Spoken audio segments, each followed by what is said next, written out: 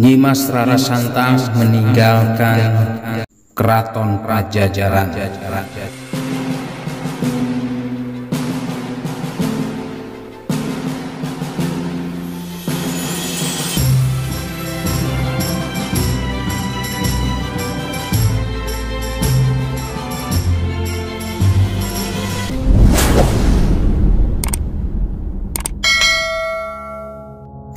Diceritakan, Nyi Rara Santang di keraton negara Pajajaran yang telah ditinggalkan pergi oleh kakaknya.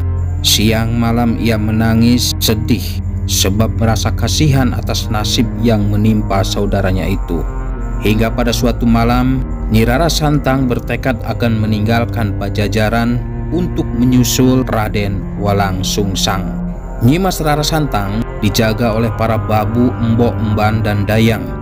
Kemudian sewaktu malam telah gelap dan sunyi, Nyimas Rara Santang segera bangun dari tidurnya dengan diam-diam dan secara sembunyi ia meloloskan diri dari belang Purakaputren.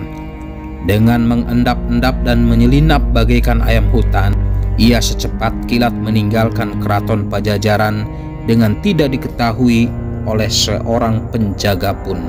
Bahkan babu, embok, emban, dan dayang sendiri tidak mengetahui akan kepergiannya. Perjalanannya melewati hutan belantara, naik turun gunung, dan menyeberangi sungai-sungai. Tekadnya sudah bulat, kuat, dan teguh.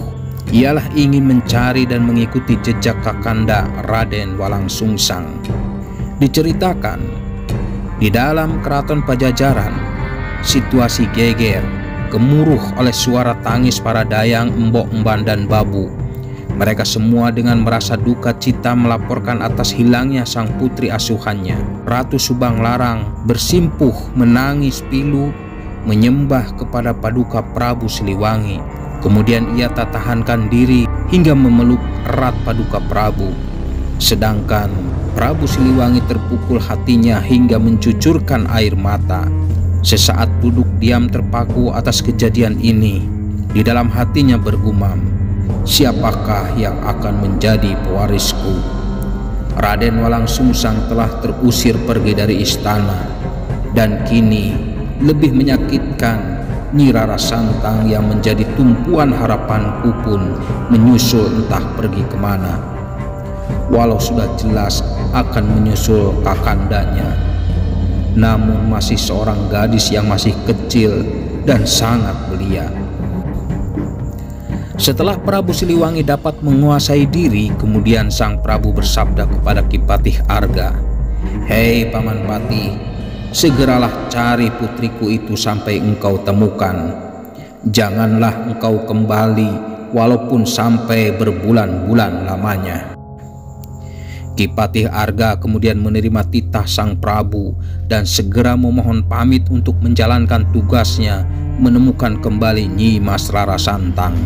Diceritakan, Nyi Rara Santang begitu keluar dari kota Pajajaran, ia berjalan kaki memasuki hutan yang belum terjamah manusia dan naik turun gunung yang situasinya begitu mencekam. Ditambah lagi suara burung dan binatang buas yang membuat bulu kuduk merinding. Namun tidak demikian halnya dengan Nyi Rara Santang. Ia terus berjalan mengikuti langkah kakinya walaupun belum jelas arah dan jalan yang ditujunya. Namun demikian tujuannya tetap satu, yaitu menyusul kakaknya. Hingga tibalah Nyimas Rara Santang di Gunung Tangkuban Perahu. Karena sudah teramat sangat kelelahan, lapar, dan dahaga, akhirnya sang Rara Santang terjatuh pingsan dan tak sadarkan diri hingga bergulingan. Kebetulan terlihat oleh Nyi Endang Sekati, maka segera ditangkap dan dipeluknya sambil ditangisi. "Aduh Nyimas, siapakah dirimu?" rintih Nyi Endang Sekati. Segera ia membangunkan sang Rara dan tiba-tiba sang Rara sadarkan diri. Menengok ke kanan dan ke kiri, sang Rara melihat ada seorang ibu-ibu di sampingnya. Ia spontan merangkul Nyi Endang Sekati, seolah memohon pertolongan atas beban derita yang begitu berat dipikulnya. Nyi Endang Sekati kemudian perlahan bertanya, "Sabarlah Nyimas, siapakah ramamu dan mengapa engkau sampai seperti ini?" Kemudian Sang Rara menceritakan asal muasal mengapa ia sampai meninggalkan diri dari keraton Pajajaran. Nyi Endang Saketi terperanjat kaget mendengar penuturan Sang Rara, karena tak lain ia adalah keponakannya sendiri. Kemudian ia merangkul Sang Rara erat-erat sambil menangis sedih. Tak menyangka kisah hidup kedua keponakannya akan tersandung kemalangan lantaran tujuan yang mulia itu. Setelah emosinya reda, segera ia menuturkan bahwa dirinya sebenarnya adalah adik ramanya sendiri. Nyi Endang Saketi merupakan saudara ragil atau bungsu Raden Pamanah Rasa, yang kemudian bergelar Prabu Siliwangi. Ia berjodoh menikah dengan Ki Celeng Srenggi dan diboyong ke Gunung Tangkuban Perahu guna mengikuti suaminya. Jadilah Sang Rara beristirahat dan dijamu di sana untuk memulihkan kondisi fisiknya.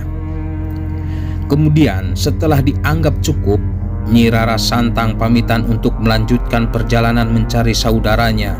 Kemudian ibu bibinya, Nyi Endang Saketi, mengizinkannya dan memberikan bekal berupa kelambi peri, yaitu baju yang berkhasiat bisa berjalan cepat bagaikan kilat, serta menganugerahi nama Nini Batin. Kemudian Nyi Endang Saketi berpesan agar Nyi Rara Santang pergi ke Gunung Cilawung untuk menemui seorang pertapa sakti di sana dan supaya memohon petunjuk dan doa restu. Sang Rara menerima kelambi peri kemudian segera memakainya. Lalu ia berpamitan dengan menghaturkan sembah bakti ke ibu bibi dan rama pamannya. Setelah mendapatkan restu dari ibu bibi dan rama pamannya, maka ia segera melangkahkan kaki, dalam sekejap menghilang dari pandangan keduanya. Yang ditinggalkan tersenyum bangga, namun masih tetap menyimpan duka karena mereka kasihan atas perjalanan hidup keponakannya. Diceritakan seorang pertapa sakti yang bernama Ki Hajar Sasmata yang dapat malih warni atau berubah wujud dan suka berganti-ganti nama. Ki Hajar Padang atau disebut juga Batara Angganali, yang sedang bersemedi mengolah rasa dengan khusyuk di sebuah gunung jajaran Parahyangan. Menurut hikayat, ia merupakan salah satu putra Nabi Nuh alaihissalam dan merupakan cikal bakal Galuh. Sang Batara Angganali sedang mengheningkan cipta, membabar, mendalami ilmu, saja tening ngurip, menghening dan merasakan makna hidup yang hakiki, mencari keberadaan akan arti yang sebenarnya akan Sang Purba Wisesa, Hyang Sukma sejati. Sang Batara kemudian dianugerahi pencerahan rasa, ialah terbukanya diri sejati. Tiada dua ataupun tiga hal yang disebut diri sejati itu, ialah yang terlihat namun tak kelihatan, hanyalah dapat terlihat dan dirasakan di dalam hati. Itulah Sang Purba Wisesa yang hidup atas cahayanya sendiri. Demikian Sang Batara Angganali sedang memasuki alam pencerahan yang lebih dalam dan adiluhung. Itu atas anugerah yang widi. Ia lupa akan keberadaan alam sekitar karena terlalu nikmat. Tiada tara akan anugerah yang sangat dicari-cari dan dinantikannya. Berapa lamakah ia mengolah rasa semedi di sana? Dalam waktu yang sangat panjang dan tidak mungkin bisa dilakukan oleh orang zaman sekarang. Namun tiba-tiba disadarkan oleh kedatangan Nyi Rara Santang yang menghampirinya atas petunjuk Nyi Endang Saketi, bibinya itu. Ki Hajar waspada akan tamunya. Ia tertegun, merasakan belas kasihan. Nyi Rara Santang pun merasa senang bertemu dengan sang begawan ini. Langsung saja ia menghaturkan sungkem, sembah bakti sebagai rasa hormat. Sang Wiku kemudian berkata perlahan dan santun, "Wahai Nyai cucuku, dari manakah asalmu Ratu? Siapakah nama dan ramamu? Mengapa engkau begitu nekat hingga membuat keadaanmu seprihatin ini?" Mendengar pertanyaan seperti itu, Nyi Rara Santang menjelaskan asal-usul dan tujuannya, yaitu hendak menyusul Raden Walang Sungsang yang entah di mana keberadaannya. Ki Hajar kemudian berkata sambil memberikan petunjuk, "Cucuku, jika engkau mau mencari kakakmu dari sini, pergilah ke arah timur dan kelak akan sampai ke Gunung Merapi. Kakakmu ada di sana bersama Pandita, Sang Hyang dan Warsi." Kemudian Ki Hajar menganugerahi nama kepada Nyi Rara Santang dengan sebutan Nini Eling dan berwasiat bahwa atas kehendak Hyang Sukma, jika kelak Nyi Rara Santang mempunyai keturunan atau putranya itu akan membuat sejarah besar di Parahyangan dan akan diikuti oleh para ratu sealam bumi. Sudah menjadi pepesten atau keputusan Hyang Sukma juga bahwa putranya akan bergelar Kanjeng Sinuhun Jati Purba Ratu Ningwali yang hamengku atau menjadi pusat agama Kanjeng Nabi Muhammad SAW di Jawa Dwipa. Setelah mendapatkan wasiat dari Ki Hajar Padang, kemudian Nyi Rara Santang berpamitan untuk meneruskan perjalanan menuju Merapi.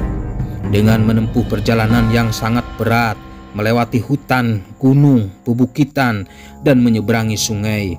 Namun ini semua tidak menjadikan halangannya untuk tekadnya yang membaja itu, yaitu menemukan kakaknya Raden Walangsungsang.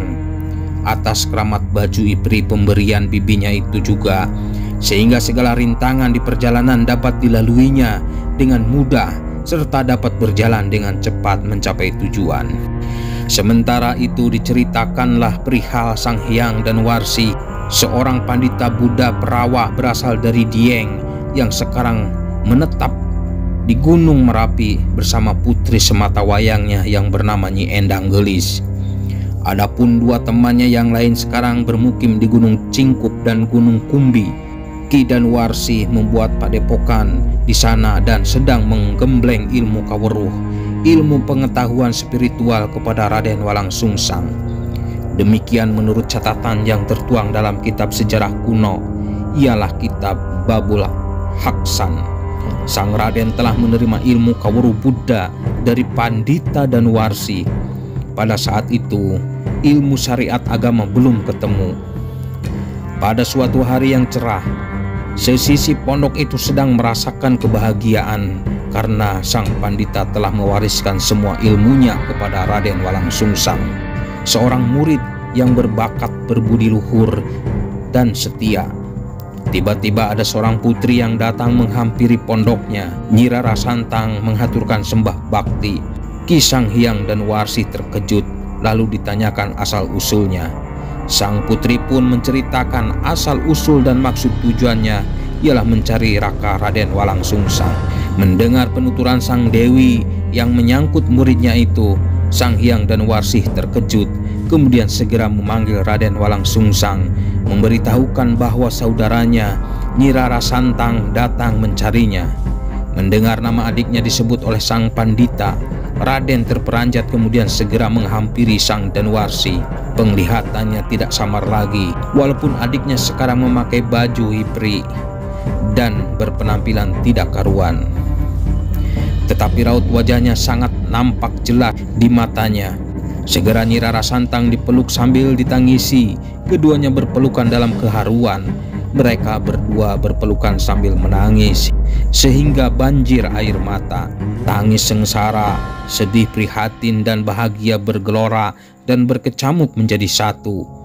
Tangis mereka berdua terisak-isak, bahkan napasnya tersengal karena merasakan beban yang sangat berat yang mereka tanggung. Adapun sang pandita dan putrinya Nyi Endang Gelis melihat kejadian yang mengharukan itu, ikut terhanyut dan menitikkan air mata, kemudian segera menghibur keduanya. "Raden dan engkau ini putri, sudahlah, jangan terlanjur bersedih. Sebaiknya engkau berdua bersyukur telah dipersatukan kembali oleh Hyang Widi." Lalu Endang Gelis menghibur keduanya dan memberikan kenang-kenangan kepada Raden Walangsungsang berupa cincin ampal milik Raden Harjuna zaman dahulu kala. Adapun khasiat cincin itu bisa digunakan sebagai cupu yang dapat memuat segala rupa, bahkan di dalamnya amat luas, persis seperti alam dunia.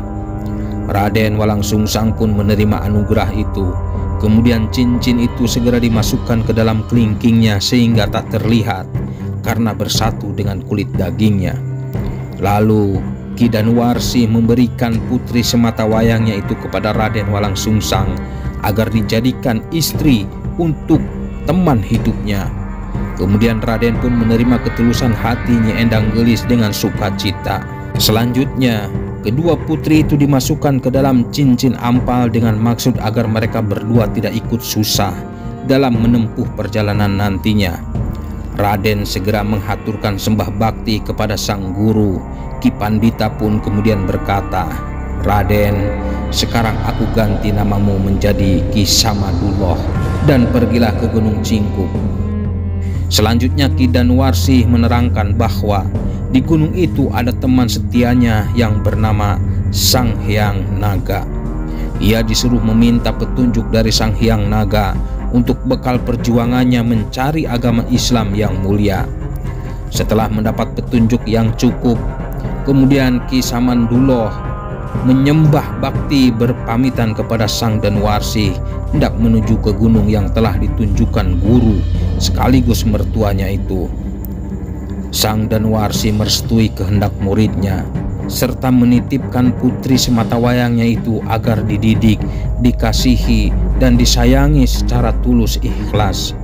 Kemudian Raden Walangsungsang segera pergi meninggalkan pertapaan Gunung Merapi untuk melanjutkan perjalanan dengan naik turun pegunungan dengan maksud mencari guru yang bernama Ki Syekh Nurjati yang berada di Gunung Amparan. Demikianlah perjalanan Raden Walangsungsang.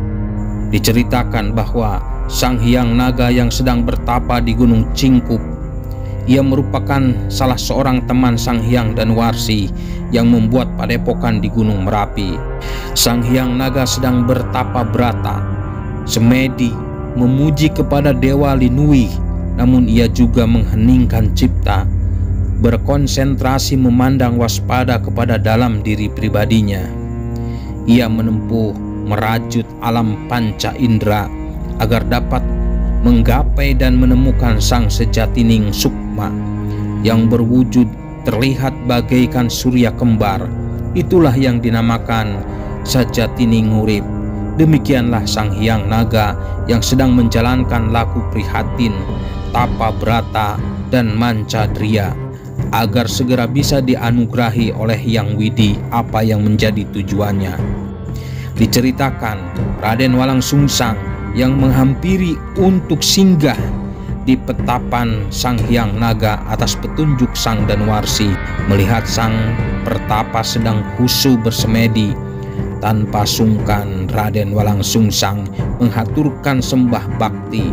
Ki Sang Hyang membuka mata perlahan dan berkata santun, "Selamat datang Raden, dari manakah asalmu Ki Bagus?" Kemudian Raden Walangsungsang pun menceritakan asal-usulnya serta wasiat Sang Danuwarsi agar menemui Sang Hyang Naga. Ki Samadullah atau Raden Walangsungsang menyampaikan niatnya ingin mencari pandita sidik yang dapat mengajarkan ilmu syariat Kanjeng Nabi Muhammad Shallallahu Alaihi Wasallam. Sang Hyang Naga tertegun dan terkesima. Kemudian ia menjelaskan bahwa ia tidak mengajarkan ilmu syariat Islam, bahkan baru saja mendengarnya dari Ki Samadullah. Akan tetapi sebenarnya ia sendiri telah menerima wangsit bahwasanya kelak agama Buddha akan berganti oleh agama Islam. Ini sudah tersirat di dalam kitab Mustaka Mulia dan Ogan Lubian yang merupakan kitab pepakem Buddha zaman kuno. Namun secara perhitungan, Sang Hyang Naga menjelaskan lebih lanjut bahwasanya setelah kelahiran putra Prabu Siliwangi Pajajaran yang kelak sudah ditakdirkan Hyang Manon akan menjadi cikal bakal yang menggantikan posisi agama Buddha menjadi agama Islam di Pulau Jawa atau Parahyangan. Tetapi Ki Sang Hyang tidak bisa ikut berjuang bersama Ki Samadullah. Namun sebagai sarana perjuangannya, ia memberikan pusaka golok cabang yang bisa terbang dan bertutur kata bagaikan manusia biasa. Kemudian Sang Hyang Naga juga menganugerahi nama Kiai Sangkan Ini adalah nama penyemangat perjuangan dan sebagai kenang-kenangan perjalanan hidup Raden Walangsungsang. Setelah itu kemudian Ki Sanghyang berkata, "Kiai Sangkan, pergilah engkau ke Gunung Kumbi, ambillah pusaka yang sekarang sedang dijaga oleh saudaraku Pandita yang bersifat naga. Sangkan anakku, itulah petunjukku dan segeralah engkau ke sana." Kemudian Ki Sangkan menghaturkan sembah bakti. Setelah mendapatkan restu maka segeralah pergi menuju Gunung Kumbi. Dalam perjalanan menempuh tujuan, Ki Sangkan siang malam berjalan tanpa tidur, terkadang sekedar istirahat dan memakan dedaunan atau buah-buahan hutan secukupnya. Ini sengaja ia lakukan sebagai bentuk lelaku prihatin agar dimudahkan dalam mencari dan menemukan Pandita Linui yang dicarinya.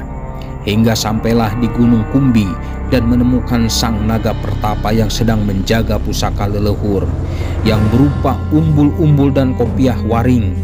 Menurut sang dewa mulia, pemilik pusaka itu telah memerintahkan kepada sang naga bahwa ia diwajibkan hanya untuk menunggui dan menjaga pusaka dan tidak boleh memilikinya.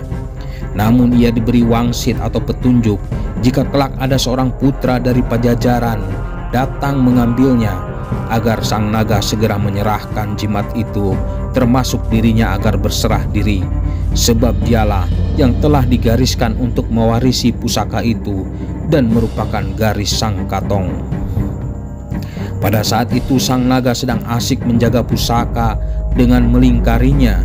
Tiba-tiba sang naga dikagetkan oleh kedatangan seorang satria. Segera sang naga berkata, "Wahai wong bagus, selamat datang. Dari manakah asal dan namamu?" Kemudian Raden Walangsungsang menerangkan asal-usulnya dan tujuannya ingin mencari Pandita Linui dan akan berguru agama Islam yang mulia kepadanya. Mendengar jawaban itu langsung saja sang naga ingat kepada Dewa Mulia yang telah memberikan tugas untuk menjaga pusaka itu. Ia merasa yakin bahwa inilah orang yang ditunggu-tunggunya untuk diserahi jimat itu sesuai petunjuk pemiliknya.